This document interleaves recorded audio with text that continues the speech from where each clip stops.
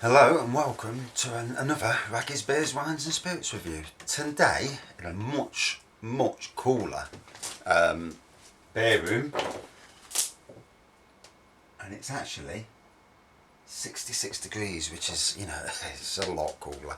It is tittling the rain outside, but to be honest, after months of no rain, it's welcome.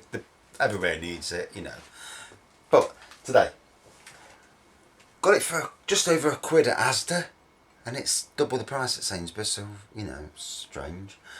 Bass Trademark #1. Bass, it also comes in cans, Bass, I used to have some at Sainsbury's when the 4-pack got broke. So, yeah, really good premium ale. And let's have a look at the percentage. 4.4% volume. So, without further ado, we'll give it a pour, see what it looks like.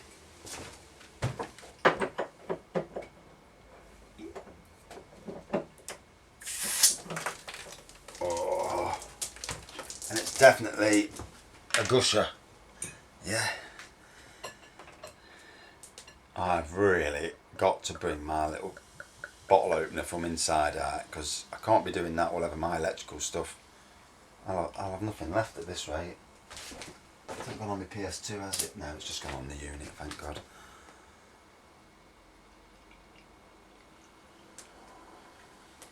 So that's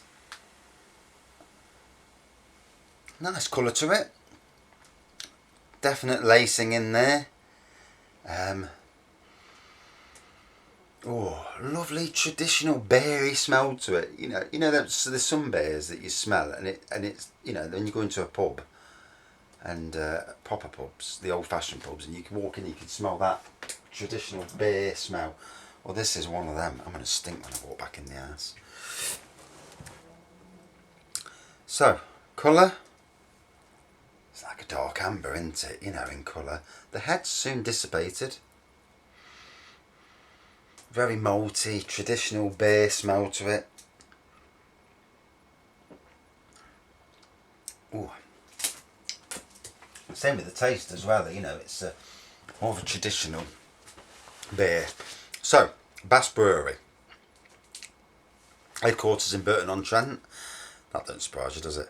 The owner is actually Molson Coors. Molson Coors are the people who make Carling. There we go. Bass Brewery was founded in 1777 by William Bass in Burton-on-Trent in England. The main brand was Bass Pale Ale, once the highest selling beer in the UK. By 1877, the Bass had become the largest brewery in the world with an output of 1 million barrels. Its pale ale was exported throughout the British Empire, and the company's distinctive red triangle became the UK's first registered trademark. Bass took control of a number of large breweries in the early 20th century, and in the 1960s merged with Charrington to become the largest UK company, Bass Charrington. Basically, then they were brought out by Interbrew, or basically Anheuser-Busch, Budweiser.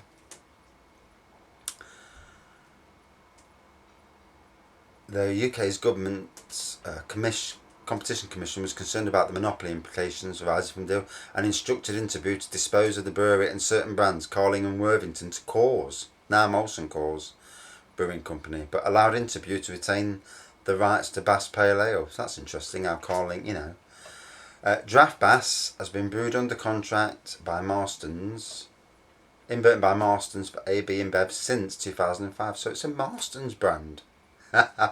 Amazing how these brands intertwine. Bass Ale is a top 10 premium canned ale in the UK with 16,000 hectolitres sold in 2010. So it's amazing, isn't it? Even though it's owned by Coors, it's actually Marstons doing the brewing. So I shall post that on their thing later. So let's look for a review. Go to ratebeer.com. Not the greatest site. I prefer Beer Advocate. Not the greatest reviews. 2.72 out of 5. Right, here we go.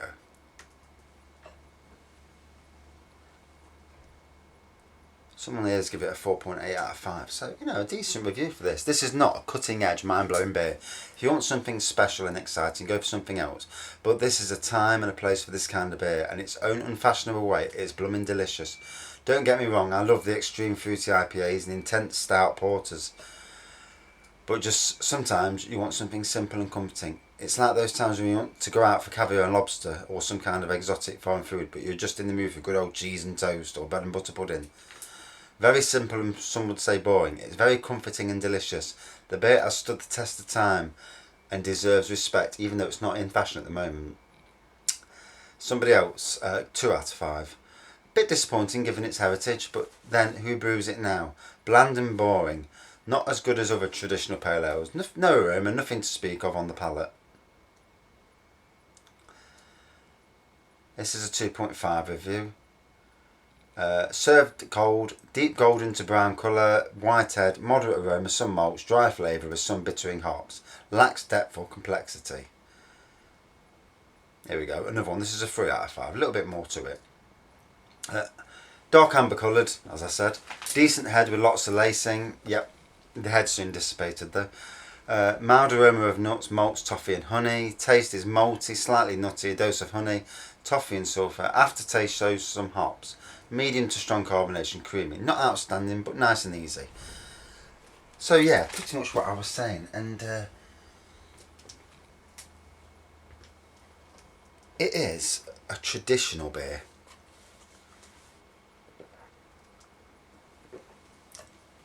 Still sold in cans in this day and age. Sainsbury's still sell it. I'm not sure about the other shops.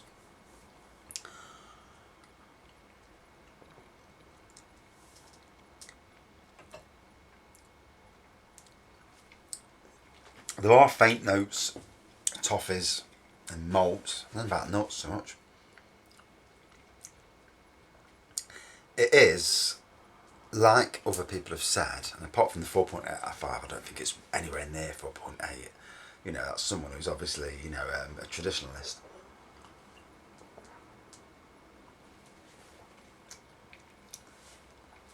It's a good old-fashioned beer. You can smell it. I've just smell it on my hands. It's one of them beers that you go into a pub. I mean, if you've seen it in a pub, you'd probably pick it up and buy it because you think, one of the old traditionals. I've known this around since I was young, and it's not a new beer that's come and gone because they do. A lot of these new real ales just seem to disappear after a few years.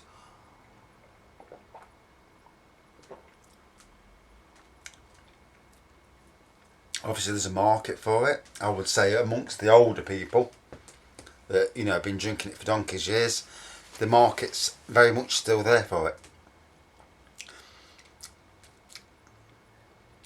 A good old-fashioned beer. I would say in that category, along with your Caffreys, your John Smiths, London Pride, I suppose, in that way. Maybe not as refined as London Pride, but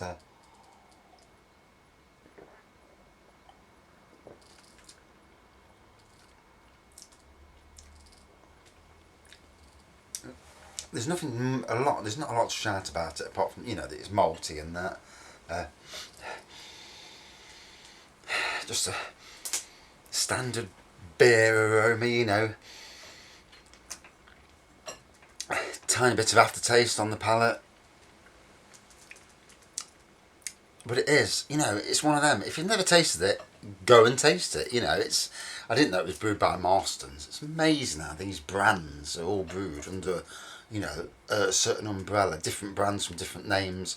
Obviously, and it's great from a heritage point of view that we're not losing these brands, because in Nottingham, some of our big breweries closed down. And the little microbreweries like your Blue Monkeys, your Lincoln Greens have come along. But the big breweries, we've lost them. They got took over by Scottish and Newcastle and that. And we lost O'Mayall's, we lost Shipstons at one stage. That is back as a microbrewery form. I'm surprised their beers weren't trademarked in the day, but maybe, you know, them, whether they bought the trademarks off the old Shipstons. But Shipstons in the old days, like Hardy Hanson's at Kimberley, these were massive, mega brewing companies. Mansfield Bitter, Mansfield Brewery, that was massive, you know. And it's good to see that we are not losing these. I mean, it's nice to see all the new beers coming out, but we don't want to lose the old beers as well. You know, there's a place for every beer. Apart from some of the nearly nasty ones that don't deserve to be brewed in the first place.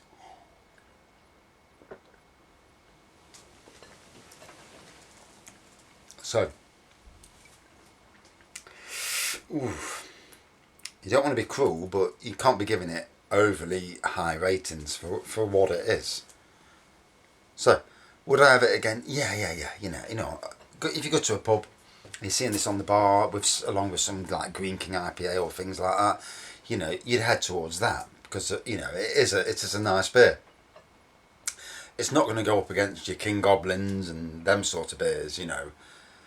But then again, you know, it wasn't designed to all them years ago when it was first made.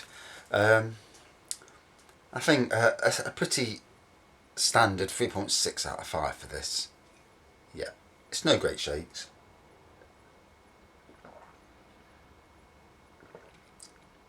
It's not, but it's not a nasty beer. You know, it's pleasant.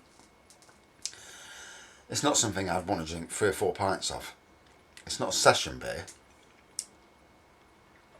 But it is an old, you know, traditional beer it's worth worth a punt if you see it in a bottle. And £1 a bottle at Asda, it's definitely worth a go, isn't it? You know, definitely.